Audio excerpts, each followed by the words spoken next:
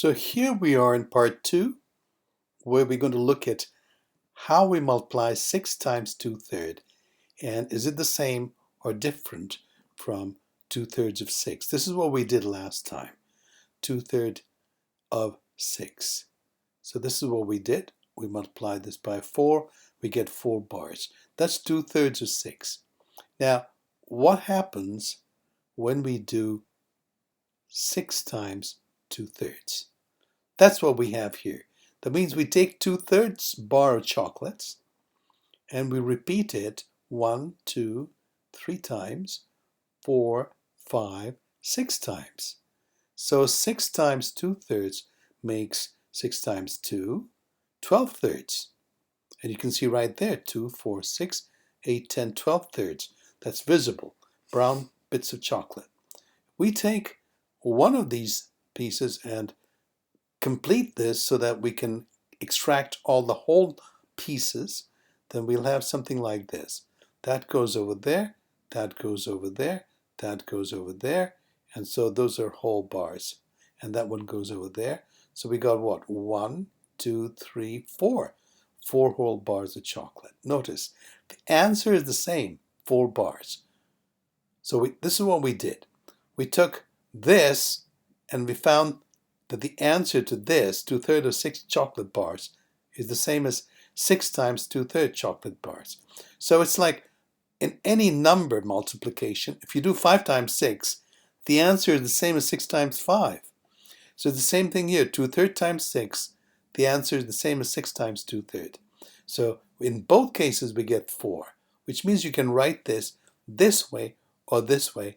The answer will be the same. Although the meanings, how you came to the answer, or you came by the answer, is different. Like here, it's 2/3 of 6 bars of chocolate. And you took 2 of those parts out of 3, and that's how you got 1, 2, 3, 4. That's how you got 4 bars.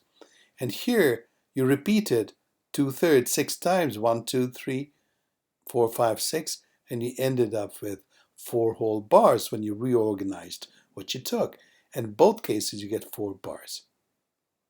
So they may mean this differently, but whatever you do, in the end, you get the same answer, which means 2/3 times 3/4, or 2/3 times 6, and 6 times 2/3 is the same thing. If we multiply it this way or this way, it's the same thing. The answer will be 4. Whether we do it this way, 2 times 2 is 4, or we do it this way, 6 times 2 is 12, divided by 3, and the answer is 4. Either way, the answer is 4. So that's why it's reversible. You can do 2 fractions. You can multiply it this way, 2/3 of 3/4, or 3/4 of 2/3, or 2/3 times 3/4, and the other way around. The answer will be the same. You get 6. You get 6 here too. And 3 times 4, 4 times 3, same answer, 12. Reduce, half, same answer. So that helps to know, because 2/3 times 3/4, you can multiply this across, or you can switch this. You can bring this 3 here and 2 there. It'll be the same thing. And now you can reduce this. 3/3 is, you can reduce this to 1. So 1 times 2, and the answer is 2/4. Here we can leave it as it is, but you can reduce it this way. 3/3, that's the 3/3 here, that's the 3/3 here, the same thing.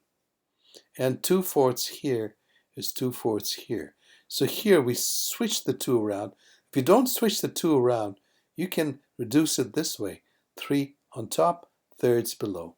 2 on top, fourths below. So we get 2/4 can be reduced like over here. You get 2 below, and there's just nothing on top, so it's 1/2. In both cases, you get half. Something you need to practice a little bit more so you get the feel of this. Whichever way you reduce, like 3/8, you can write 3/8 times 4/5, both are the same. But if we switch this around, 4/8 times 3/5, the answer will be the same as over here. Because 4 and 8 you can reduce, right? Well, you can reduce 4 and 8 here like this. The same thing. Whether you imagine, if this is given to you, you can imagine it to be something like this. And you reduce 4 and 8 as 1 over 2. Same thing here, 1 over 2. We don't write the 1 because, we're not going to use it. So that's done, and there's nothing else to reduce. 3/5 can't reduce. So this 3/5 does not reduce. Otherwise, you could have reduced it this way, which is the same as doing it this way.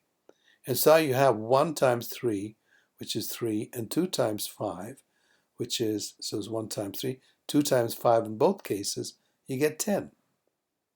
That's how we reduce when we multiply. So you don't get huge numbers right at the end. Let's try this one. 6/8 times 4/9. We can reduce it 4/8 this way. We could put 4 here and 6 here, it'd be 4/8 this way, but you don't have to. So that's 1 and 2, and 6/9 can be reduced. If you divide both by 3, you get 2/3, and then 2 and 2. 2 on top, 2 below, that's 2/2. That can be reduced, and so your answer is 1 times 1 and 1 times 3 below. Multiply across with the numbers that you get in the end, the final numbers. Same thing with this. Turn this into thirds. How many thirds do you see here? 2 wholes and 2/3? That's how many thirds? Yes, that's 8/3. 1 3/4 is how many quarters altogether?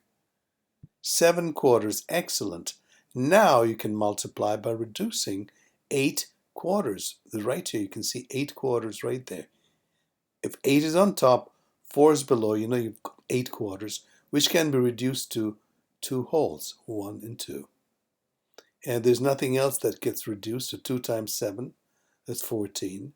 3 times 1, that's 3. 14/3, which means 4 wholes and 2/3. That's your answer. Let's try reducing large numbers like this before we multiply them. 12/15. If we want to reduce this, means you divide them both by the same number. So divide it by 3, what do you get? 12 divided by 3. And write the new numbers here.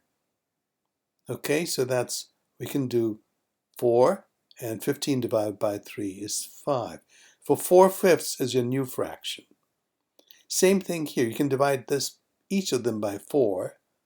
So you'll get 4, and 20 divided by 4 is 5. So 4/5, 4/5. Does anything cancel? Does it reduce 4/5 this way, 4/5 this way, or this way? It doesn't, so we just multiply across. The answer is 16/25. Okay, try this one. Now notice, this can be, you can divide this by 5, and you'll get, and you can also divide this by 5. So this will get 3, and 20 divided by 5 is 4. That's done. We can divide this also by 5 each. So that's 5, and 30 divided by 5 is 6. And you can reduce, that's 3 and 6. 3 on top, 6 below. That can be reduced to half, isn't it? You divide both by 3, you'll get 1 there and 2 here.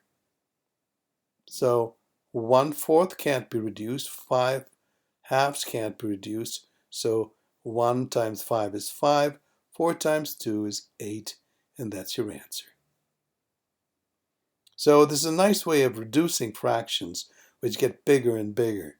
So here, what do you want to divide this with? 36 and 24.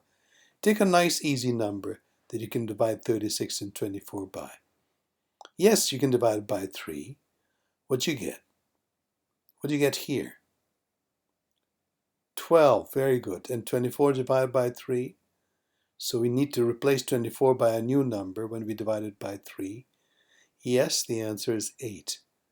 What do you want to divide 40 and 12 by? Take a nice easy number. 4, yes, 4 is good. You could even do 2, but 4 is good. 4, 40 divided by 4, so 40 turns into, because this gets reduced to 10. and this gets reduced, 12 divided by 4, so that is replaced by 3. And now, oh, look at that, 12 thirds. You can reduce 12 thirds. You can divide 12 and 3 by 3. And so this becomes 4, that becomes 1, and this becomes 4. And we've got 10 eighths right here, 10 above, 8 below. What number can you divide 10 and 8 by? What same number can you divide that by? Yes, by 2. So if you divide this by 2, you'll get a new number here. So this gets replaced by 5, and this gets replaced by 4. So that's 4, and that's 5. So now you got 4 on top. 4. Ooh, this can be reduced. You got 4 fourths. You can divide this by 4. So the next new number will be 1 here and 1 here. So your final numbers are 1 times 5 and 1 times 1. So the answer is 5, isn't it? That's your answer. So that's how you reduce. If you learn how to reduce large numbers, it'll make your life a lot easier, because the number that you get at the end in your final answer will be the reduced answer. You don't have to reduce it anymore. Otherwise, you'll get huge numbers for answers, and then you spend half your life trying to reduce that huge number to the smallest number you can. It's best you do it in advance or while you're multiplying. Take care. Keep practicing. Get better. And don't just increase your speed. The most important thing that you increase is accuracy. Make sure you get it right first. Take your time, but get it right. When you get it right once, 2 times, 3 times, 4 times, 5 times in a row, your speed will start to increase automatically. Have a wonderful day. See you next time. Bye-bye.